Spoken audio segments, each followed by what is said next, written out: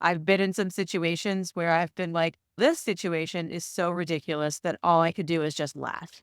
And I think there's a power in that. Right. Laughter is powerful. Of So course. really trying to have those conversations. And as a coach, it's so important to me, the relational piece. I say to people all the time, if you're looking for a coach, whether that coach is me, whether that coach is somebody else, pick somebody that you feel comfortable, somebody that you can trust, that you can open up to, that you can talk to. And I think, again, it's that relational piece. And for me, I know with when I meet people, if we can share a laugh and share an honest conversation, there's a lot of power in that. Yeah. And so I try to bring that into what I do professionally as well. Welcome to Sheila's Take, your go-to podcast for thoughtful insights on love, faith, health, fitness, relationships, and navigating today's challenges through a spiritual perspective. Join me, Sheila Dunbar, as we explore various aspects of life with a mindful and godly approach. Tune in for engaging discussions on all things meaningful and transformative. Welcome to Sheila's Take. Today, I am delighted to have Becky Upchurch, a mindset coach specializing in helping women create lives they love by empowering them to say no without fear or guilt. With a background in academia, customer service, and management, Becky brings a wealth of experience to her coaching practice. Known for her relatable and straightforward approach, Becky is dedicated to sharing simple, effective strategies for sustainable change. So, join me as we dive into boundary setting and empowering women to aspire to their best selves. Welcome, Becky. How are you? I am well. Thank you so much for having me. I'm really excited for this conversation. Oh, well, thank you for coming by Sheila's Take. I'm just going to jump right into the conversation. I love it. So, um, share with my audience a little bit about your journey from academia and customer service to becoming a coach focusing on helping women create lives that they love. So I worked in the customer service field from the time I was young, growing up, going through school. And then I decided that I was going to become a teacher. And so I went back to school to become a teacher. And I was a classroom teacher and teacher leader. And I ended up leaving the classroom to become an instructional coach. And it was something that I loved. And that was where I really did my initial coach training. And I fell in love with it. And I started thinking about the application of coaching for the work of schools, but Mm-hmm. also for outside of schools, outside of the academic context, and what that could look like and how that could be applied. And that's really where it all started. And I decided to continue my studies yet again. And I enrolled in an ICF accredited coaching school and did a program there. And that's what led me to my desire to do, private coaching. And I very quickly got really interested in all things mindset. And so I spent a lot of time just kind of thinking about general mindset. And then I started noticing what I consider to be patterns of issues that arise specifically with women, or they may be issues that arise for both genders, but they're more prevalent in women because of the Mm-hmm. way that we are socialized.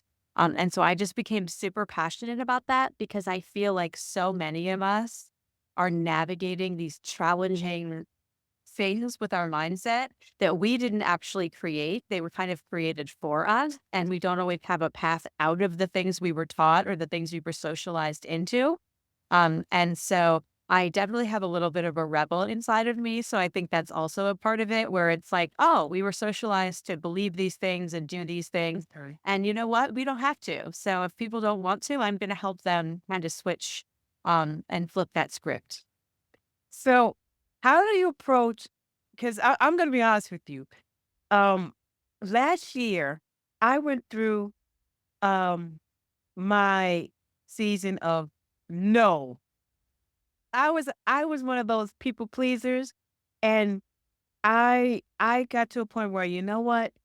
I'm gonna say no. If I don't want to do something, if I don't feel like doing it, if it doesn't interest me, I'm saying no.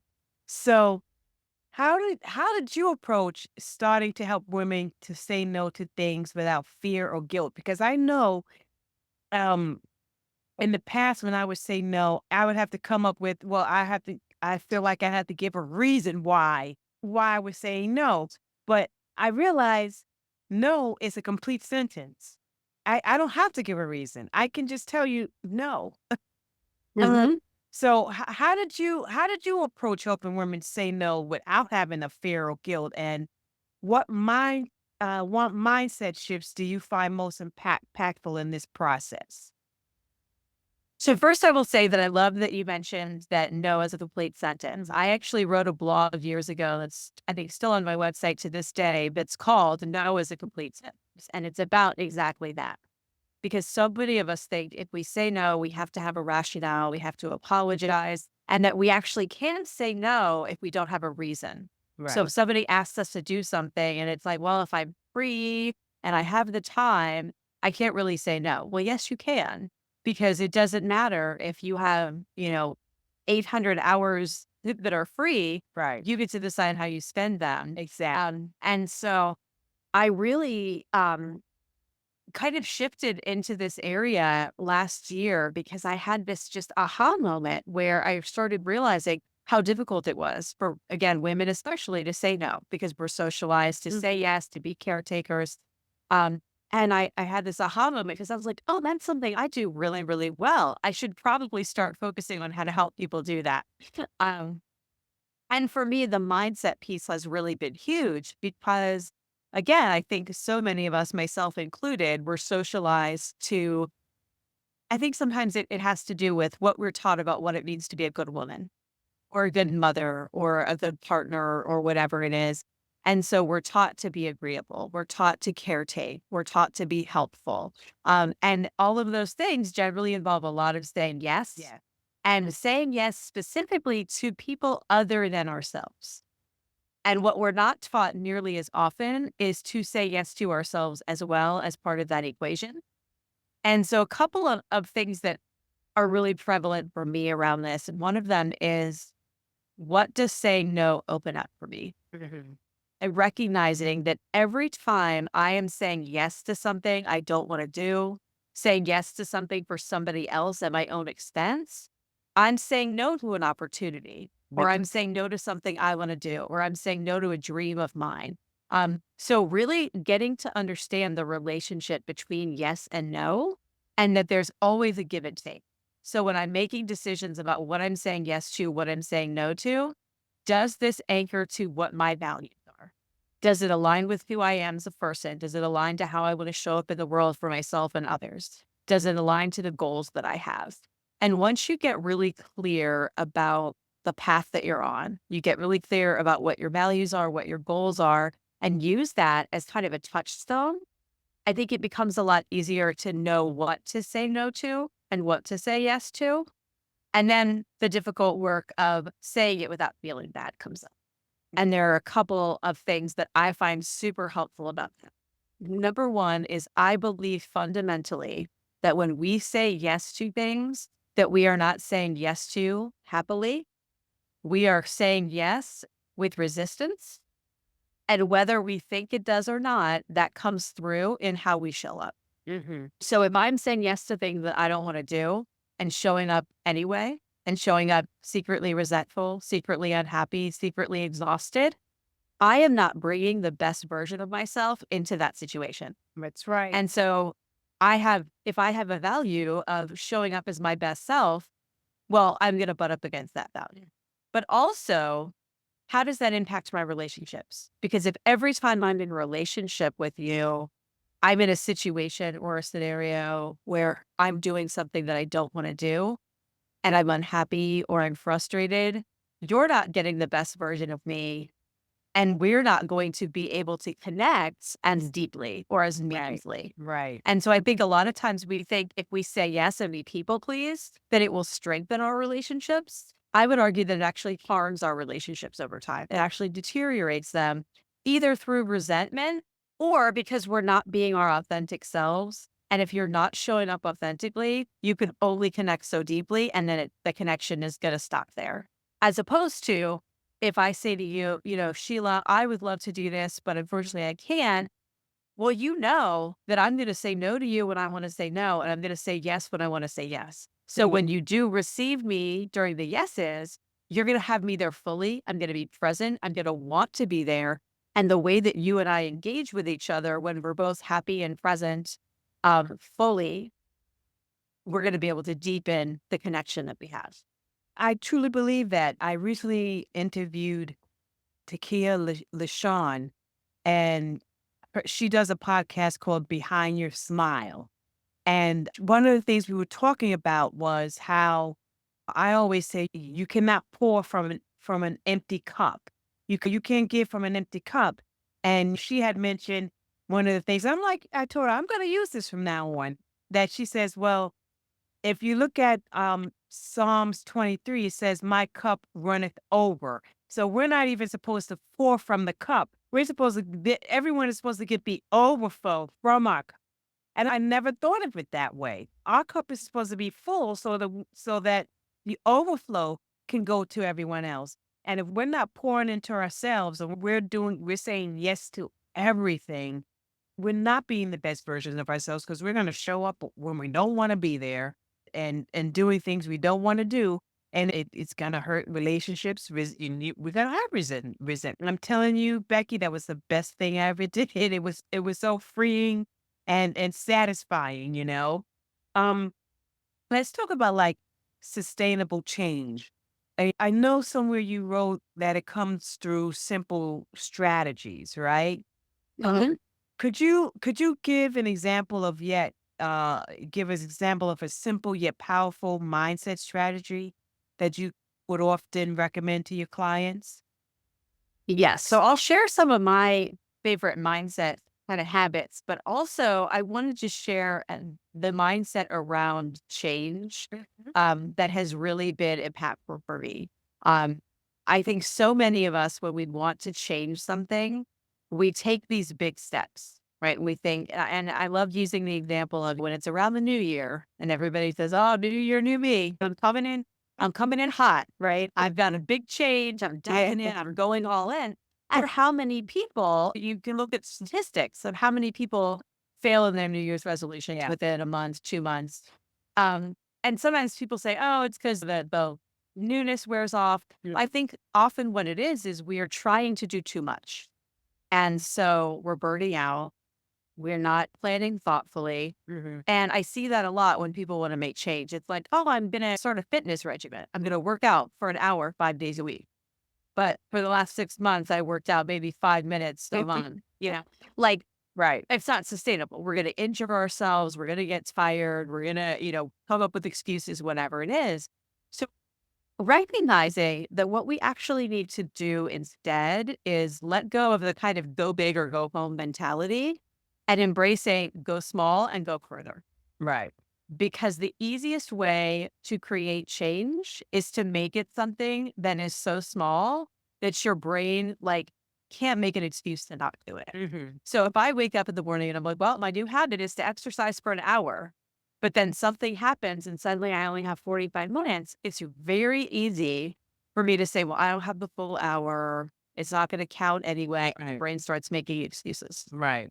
Whereas if I say I have to work out for 5 minutes, it's really hard to say, 5 minutes is too hard. It's gonna take too long. I don't have 5 minutes, right?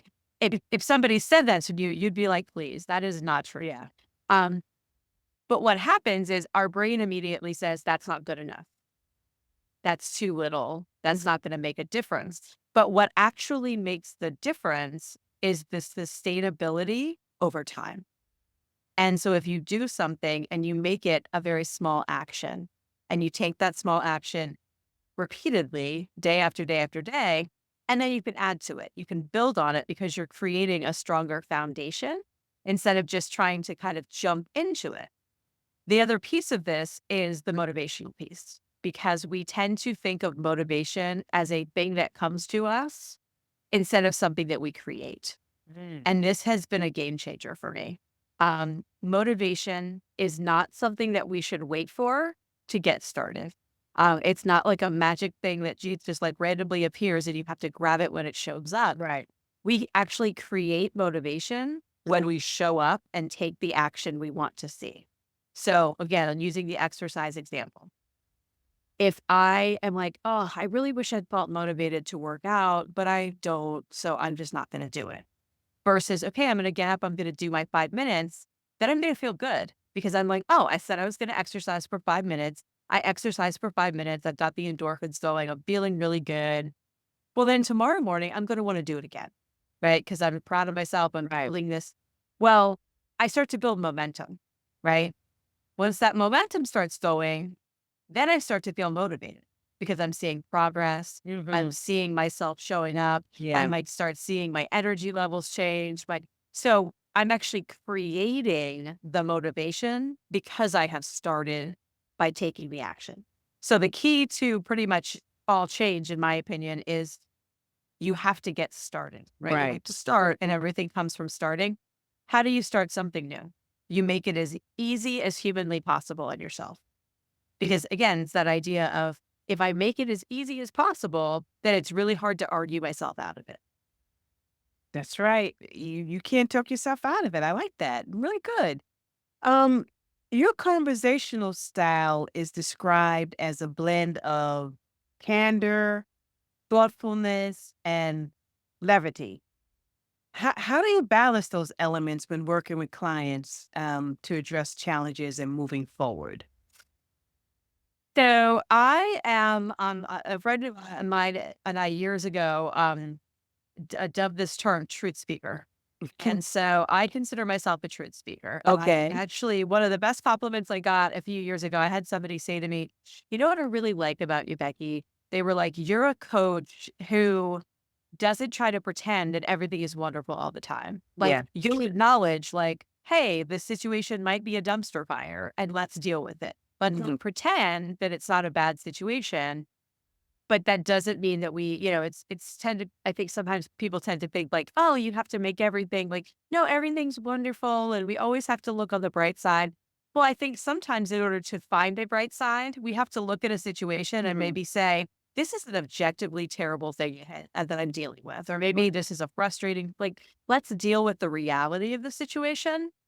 And then let's also look at it as, hey, this might be a situation I'm unhappy with, Mhm. and I have a lot of control here. So let's identify what can I control? What outcomes do I want to create? How do I get there? And let's make a plan. So I tend to be very pragmatic in terms of my approach to things, but I also think that it's important that we balance out the realities of life. And I also am just somebody who, as a general rule, I think I can find humor in a lot of things because I think that sometimes that is what helps us get through life. I've been in some situations where I've been like, well, this situation is so ridiculous that all I could do is just laugh.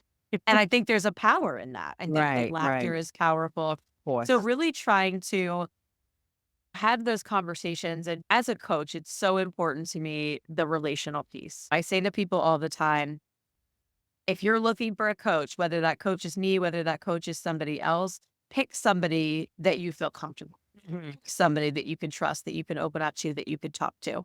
And I think again, it's that relational piece. And for me, I know with when I meet people, if we can share a laugh and share an honest conversation, there's a lot of power in that. Yeah. And so I try to bring that into what I do professionally as well. And you also you're a storyteller, right? You like to tell stories. I had to ask. So, can you share a memorable success story from your coaching practice? Yes, I will share kind of not obviously I'll share general. It's I'm not going to share Hmm. anyone's, personal Right. details, but I will share actually one of my favorite stories. I randomly received an email from somebody I had been working with, and I had not asked them for a testimonial. And I opened this email, and it is probably the kindest words that another human being has written. I was so touched that this person reached out.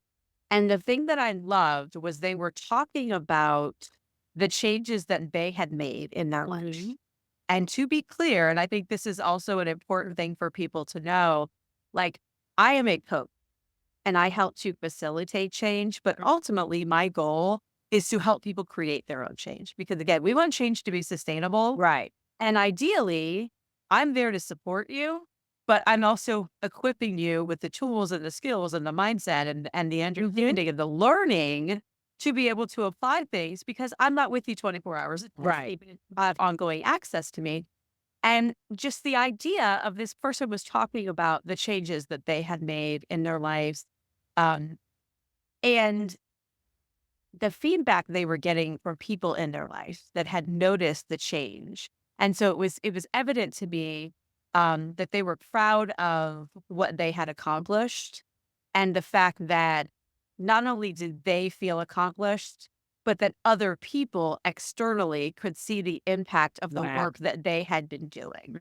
Um, and then for them to give me credit as well for that. It was so impactful to me because it kind of brought it full circle, that it was our work together in conversation, but then their ability to take the things we talked about and to really reflect and apply in a way that it did help them create change that was profound enough for other people to notice and comment. And I think that's when we talk about change. I'm not somebody who believes that we need to change for anybody but ourselves. Yeah. And I absolutely think that it is appropriate to celebrate when other people are noticing and congratulating us on the things that we are doing to better ourselves or to better our lives or to show up the way that we want to show up. Yeah. Um, so that is actually one of my favorite success stories just because it was just again, it was just a random email that I opened and I just read it and it just kind of hit me. And it was like, this is why I do what I do. Do what you do. Yeah, and you weren't even expecting it. See Yeah. See, those are the best. that's a blessing. How do you navigate discussions with clients when addressing the reality of challenging situations while maintaining a focus on moving forward and personal growth? I think it's important to get to the root of the challenge Mhm. because every situation is interpreted through the lens of our own thinking. And I love to give the example of, let's say two people lose their jobs on the same day. Mhm. They get called in and they're told, sorry, we got to let you go. You're being laid off. Today's your last day. We're going to give you this severance package, but bye bye. And one person hears that news and the immediate thought they have is, this is the worst possible outcome. And they're just devastated. Yeah. Well, that thought is creating a feeling of devastation. And then out of that feeling of devastation, what actions are they taking or not taking, right? They're probably not suddenly going to be super proactive to find a job. Maybe they're going to wallow a little bit. So maybe they're not taking action. Or maybe they're going to be frustrated and they're going to go home and snap at somebody in their family and then feel guilty about it. So it's kind of that interpretation of the event and that thinking creates a feeling. That feeling drives the behavior. So this is kind of a common framework in coaching. Mhm. Right. Person two hears the same exact news, same exact day, and they think, wow, this is the sign that I've been waiting for.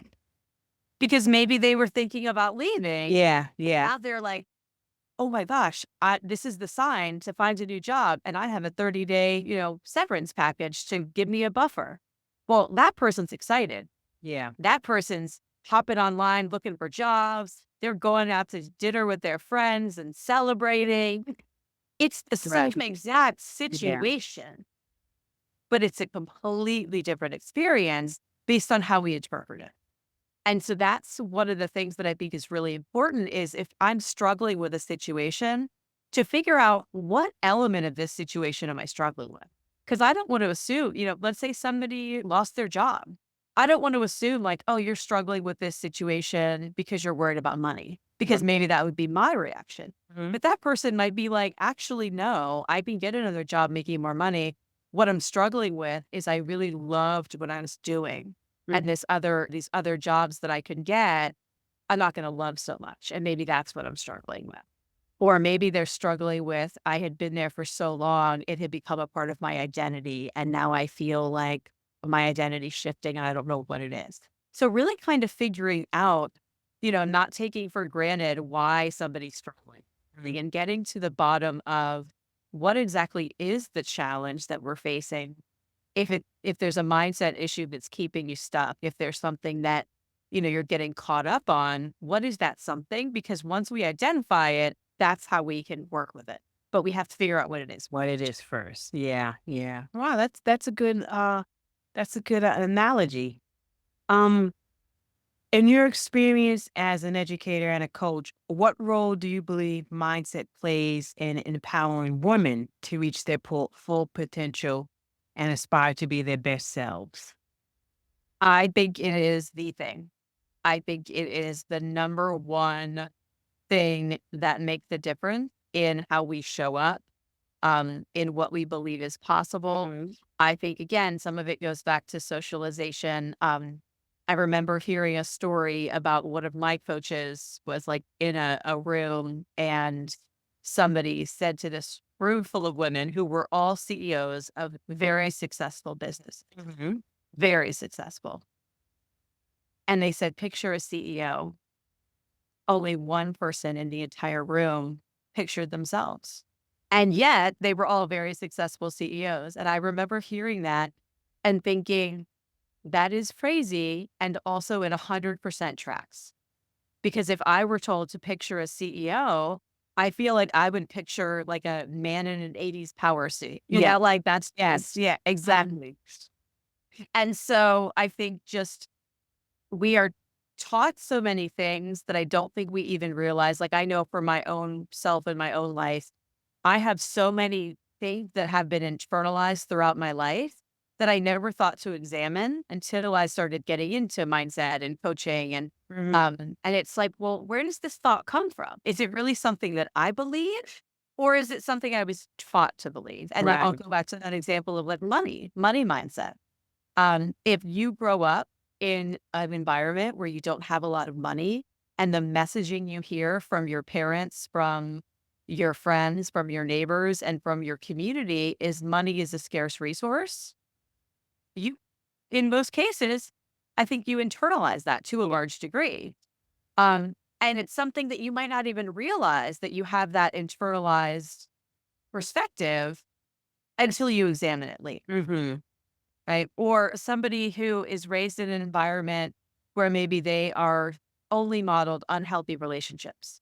And so maybe they internalize mindsets that relationships are not a good thing, or that people are not trustworthy, or that opening your heart to somebody is dangerous. Yeah. And they might not even be cognizant that that's a belief they have until they keep butting up against it in life and finally have to examine it and say, well, what's going on here? Oh, I have these beliefs and these mindsets that I maybe haven't explored and haven't looked at. And so I think sometimes it's digging in to figure out if I'm stuck in life, if there are things holding me back, what am I thinking around that area Mhm. that might be getting me stuck?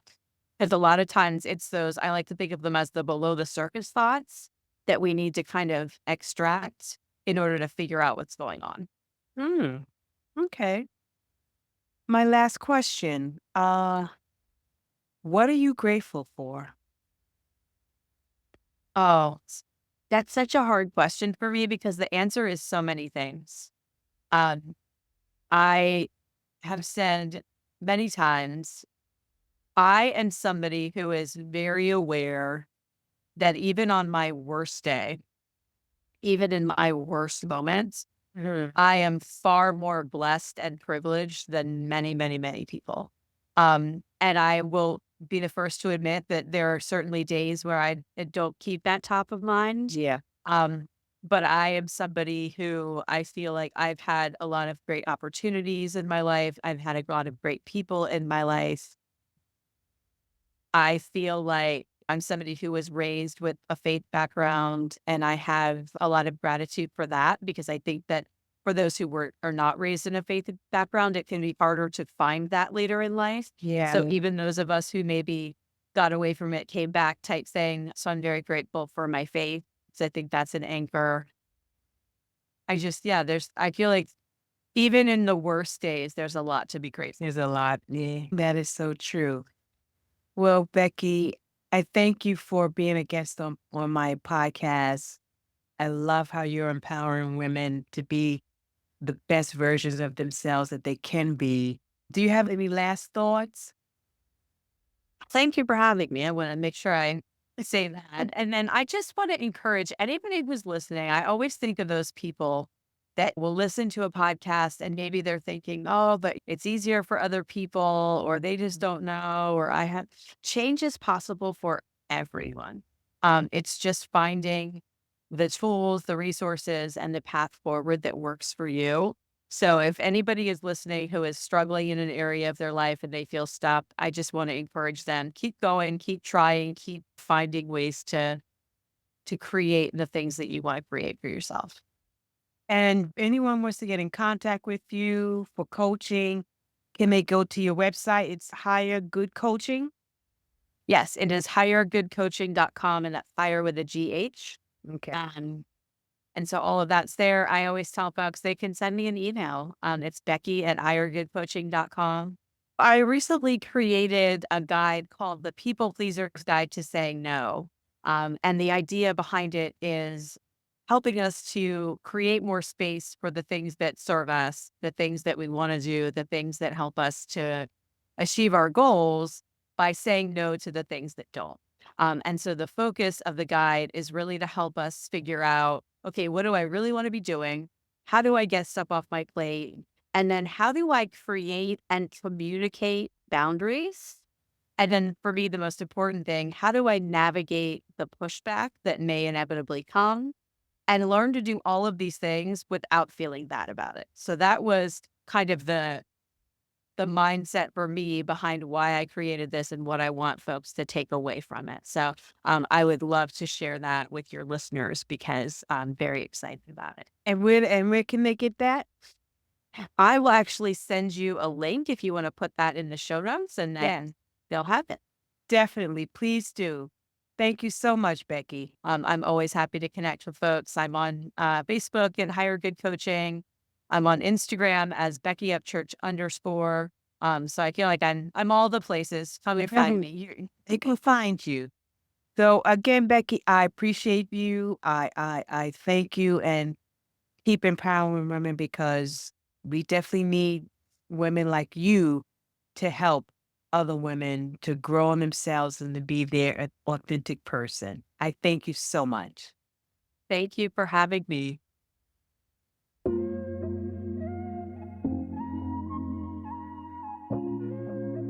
Until next time, remember to embrace the journey, build lasting connections, and step boldly into all that life has in store for you. I'm your host, Sheila Dunbar. Blessings to you.